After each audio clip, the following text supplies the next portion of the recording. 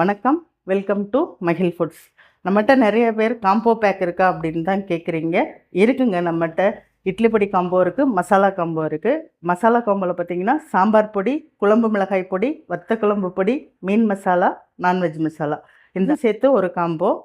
இட்லி பொடி காம்போ பார்த்தீங்கன்னா இட்லி பொடி, எள்ளு இட்லி பொடி, கொள்ளு இட்லி பொடி, முருங்கை இட்லி பொடி, பூண்டு இட்லி பொடி, முடக்கத்தான் இட்லி பொடி, கருவேப்பிலை இட்லி பொடி. இந்த இட்லி பொடி வகைகள் பார்த்திங்கன்னா இட்லி பொடிக்கு மட்டும் இல்லைங்க, சாதத்துலேயும் கலந்து சாப்பிட்ற மாதிரி அருமையாக இருக்கும்.